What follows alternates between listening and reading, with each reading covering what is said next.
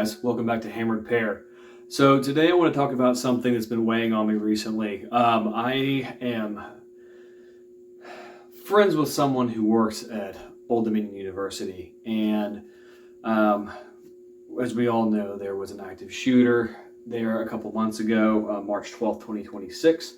So I was getting, immediate information from the scene, like, hey, this is what's going on. We're in lockdown, yada, yada, yada. So the hair on the back of my neck stands up, obviously concerned for my friend's mother to be exact. But the dust has settled. The incident is wrapped up. We know a lot about what went down. So I wanted to go through the situation mainly from watching the Sean Ryan video on the account, of course, where Samuel Reinberg gave his testimony. Great American. So I just want to go through the situation, what happened, and talk about a couple of lessons that we can take from it. All right. So this all takes place in an ROTC class. Colonel Shaw, rest in peace, is giving a lecture to a bunch of ROTC students. It sounds like they're about to all go on spring break. Call it a day. And towards the end of the class, a terrorist walks in because for one reason or the other, the door wasn't unlocked or the door was hung up and didn't latch properly. Terrorist walks in, asks if he is in the ROTC class. No one answers him. He asks it again. Someone reluctantly answers him, and he produces a Glock 44, which is a .22 caliber pistol, and starts engaging Colonel Shaw. So right off the bat, Samuel Reinberg and 3 other students rush this guy, which is amazing. This is exactly what you were supposed to do in an active shooter situation. The government always says, hey, run, hide, fight. I say the opposite. I say fight, run, hide. Okay? These 4 great American individuals don't know all their levels of service. I know that Reinberg mentioned that he was prior service, so there's potential for some prior military training there besides just being an ROTC student. Little bit of background, I attended a military university, so I'm very familiar with how that circle of life goes. Just because you're in ROTC doesn't necessarily mean that you're in the military. There are a lot of guys who are in the military and also in ROTC, but it's not always this guy, like a lot of these kids are just college students. I say kids, they're not, they're grown adults, especially these men here who put the heat on this bad guy.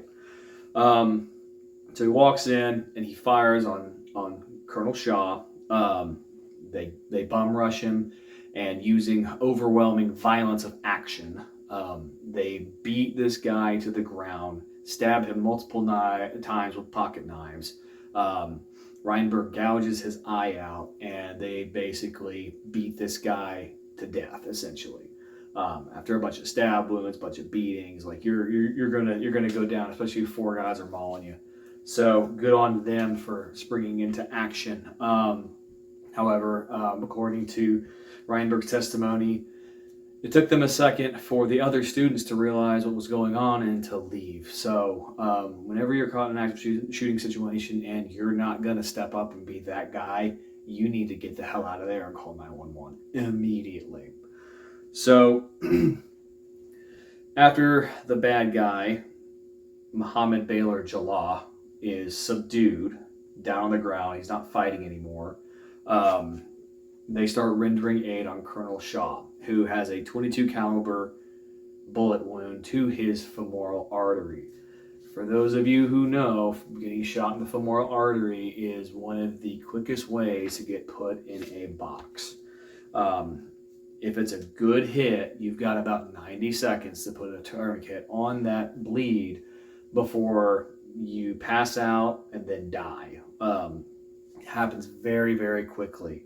And when you see a femoral bleed, it's extremely fast and extremely violent. Arterial bleeding is like essentially a garden hose getting released, but it follows a pattern of the heart rate. So if you had an arterial bleed and sprayed it on the wall, it would look like an EKG machine. with each of your heartbeats. So these 4 gentlemen start rendering aid on Colonel Shaw. They don't have any medical equipment on them. One of the students takes a belt off, and they start using improvised medical techniques to stop the bleed. You know, we've all heard just use a belt to stop the bleed. Well, it's better than nothing, but it doesn't always do the trick, and in this case it didn't.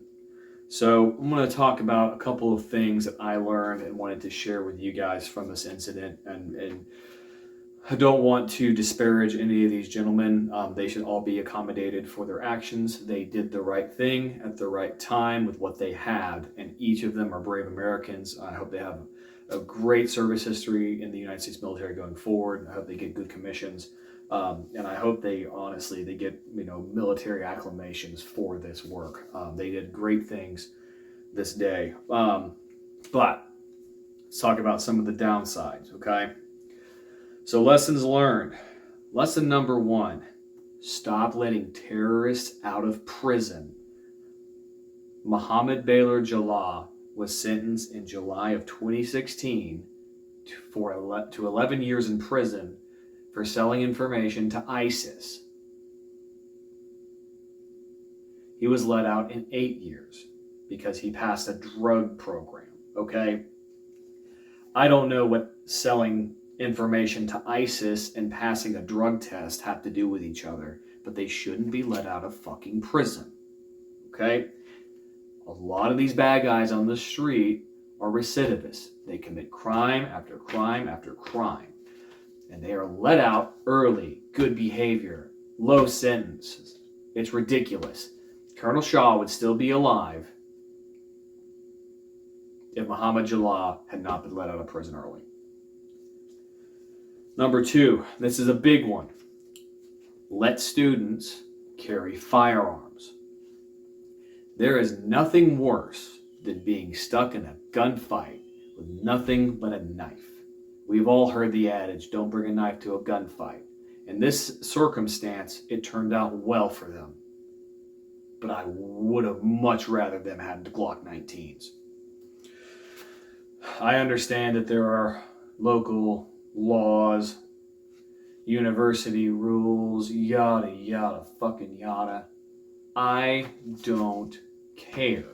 The Second Amendment has no limitation on locality. It doesn't matter if I'm in a federal building. I should be allowed to carry a firearm, because that's what the Second Amendment implies. As you can tell, I'm a Second Amendment absolutist for this very reason. Say those same 4 gentlemen had all been properly armed with Glock 19s, they could have put this guy in the dirt in 3 seconds, and now they have time to concern themselves with the colonel who's bleeding out and render aid to him faster than having to spend multiple minutes trying to basically beat this guy to death, okay? Look at any of these universities who allow campus carry. How many active shooter situations do they have? Real active shooters, guys going in with the intent to kill multiple people. Doesn't happen very often, does it? Lesson number 3. There is no reason why anyone, let alone ROTC students who have TCCC training, who have improvised medical training, there is no reason for them to not have proper medical gear on them. An IFAK will fit in your ACU cargo pocket, not a problem, okay? When I was in the military, regardless what we were doing, 24/7, I always kept an IFAK in my left cargo pocket, okay? That's a tourniquet, chest seals, the whole 9 yards. Needle D. There's no reason not to have it. It's easy. Freaking carry it. And as a civilian, you should be carrying medical too. Even if you don't want to carry a gun, medical is free. You might run into a situation where you have to save someone else's life for whatever reason. Accidents happen. And at the bare minimum, carry a tourniquet. Carry a legitimate Cat 9 TCCC approved tourniquet. There's no excuse.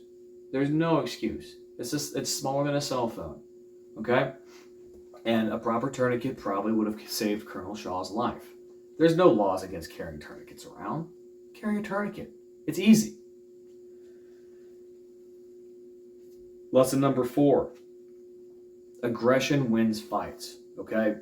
These 4 gentlemen stepping up and pushing the fight, bringing the fight to the bad guy immediately is what saved the day. The terrorist most likely would have, once he realized Shaw was down, started putting rounds into other people. Okay, so good on them for pushing the fight and pushing the level of aggression that they did, because they stopped the threat and they saved many other people's lives that day. One adage in the military is that a bad plan executed quickly is always better than a good plan that comes later down the road. So, rushing a guy with a gun with a knife isn't the best plan, but doing it quickly instead of sitting there and considering all your options while people are getting plugged is probably better than doing the latter, okay? So, if the opportunity is there, push the fight and give it everything you have. Push it with as much violence, aggression, and anger as you possibly can, with the intent to save your life and the lives of your fellow countrymen. Lesson number 5. It was good that these ROTC students had enough medical training to start rendering aid upon Colonel Shaw. They knew enough that, hey, we can improvise tourniquets with belts. And we've all heard this on the internet, that people go, oh yeah, I'll just, use my belt if I ever get shot. Okay, well, it took 4 people to apply that tourniquet, and it wasn't enough, okay? Improvised medical is a last-ditch option. A belt, regardless of how it's built, whether it's a Cobra belt, it's got a ratchet system, it doesn't matter. There is no belt on planet Earth that will act as a tourniquet as good as a Cat 9 will, okay? It is good to have improvised medical skills. It is way better just to carry a fucking IFAK on you. Number 6, shot placement is everything, okay? Colonel Shaw is no longer here because he was shot with a .22 caliber pistol. Let that sink in, okay? And people always say, like, a .22 isn't that lethal, yada, yada, yada. .22 will kill you very quickly if the shot placement is there, okay? So there's a good argument for shot placement. It's not about caliber. It's where you put the hole, okay? Another lesson from this is all the rednecks that go out in the woods and do dumb shit with .22 caliber rifles and pistols. Stop it, okay? A .22 will kill you very quickly. We have active shooters choosing .22s, maybe not because they could get anything else, but they are putting in work with .22 caliber handguns, okay? Stop dicking around with .22 caliber guns. Lesson number 7, if you're not going to fight, leave immediately. Reinberg said that he had to yell to his other students to get out because they were all taking cover, cowering, yada, yada, yada, okay? You see 4 guys jump a gunman and you're not going to join them to the fray, which you should. Leave. Get out of there. Get on the ringer. Call 911. There's no reason to stick around and watch the fireworks. You're probably going to get hurt doing so. Lesson number 8. Active shooter scenarios are the only time where I recommend you be a communist. What do I mean by that? Well, herd mentality, okay? In an active shooter situation, my life is no longer that important. Everyone else's is, okay? We're doing this for the betterment of the group. So I'm going to push the fight.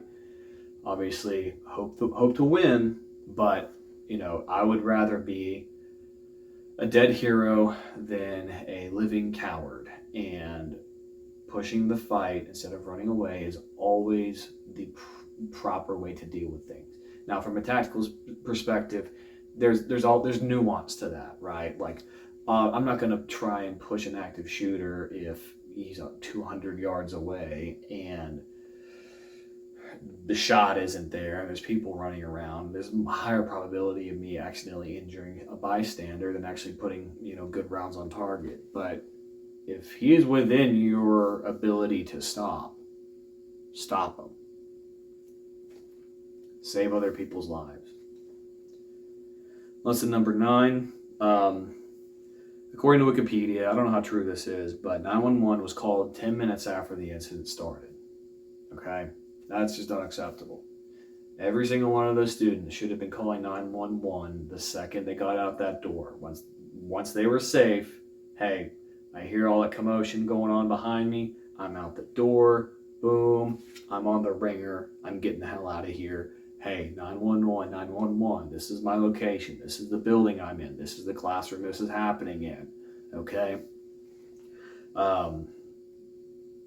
This is what I look like. Give them good descriptions of you. If you saw the shooter and have a good memory under stress, give them the shooter's information, what he looks like, so they know who to look for, who to hunt. But police showing up, Wikipedia said that they arrived 4 minutes after the call was made. So this incident, Shaw has been shot for 14 minutes before police arrive. So police arrive, ROTC students are still working on this, on Colonel Shaw. Police arrive, the cadets grab tourniquet off of the cops, start applying the real tourniquet on him, and that does finally stop the bleed. It's 14 minutes of a full-on femoral bleed, guys. Like, the chances of you surviving that are very, very, very low. You need to get a blood transfusion immediately. And unfortunately, Colonel Shaw didn't make it. He is an American hero. He did make actions during that scene to stop the shooter. As soon as he was hit, he managed to move up to the shooter and bear hug him to stop him from being able to move and engage other students or engage him further. Colonel Shaw died for his students. Let that sink in. And this isn't meant to disparage anybody. I just want to let people know that, hey, like, there's always things that we could do better.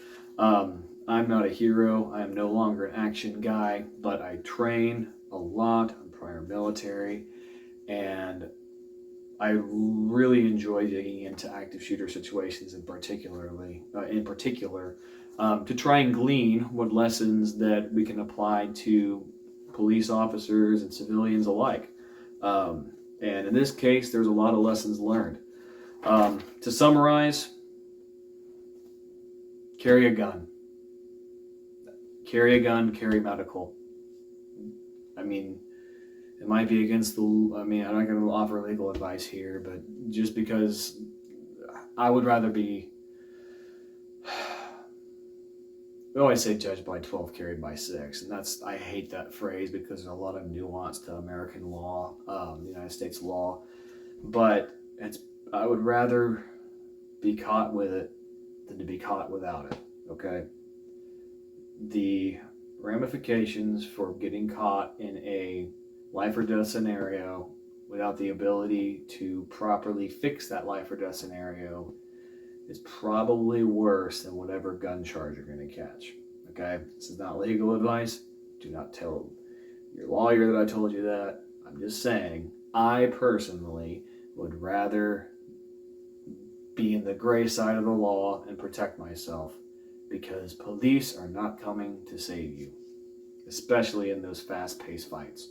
So, hope you guys learned something. Like I said, all those gentlemen are American heroes and should receive accolades. I'm not here to disparage anybody. Those guys put in solid work. Good job, guys. You stopped the threat. You guys saved countless lives that day. Okay? Rest in peace, Colonel Shaw.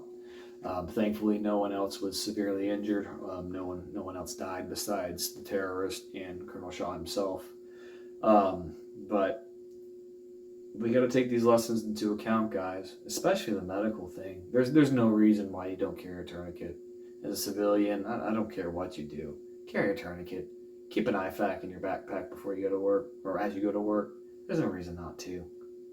there's always a potential you could save somebody's life. There's always a potential you could roll up in a car accident that just happened and there's no medical personnel on the scene, and you run up and these people have arterial bleeds, or something that you know how to fix. Fix it. Save somebody's life. Never turn down the opportunity to be someone's Superman. So Levi with hammered pear, sell your cloak.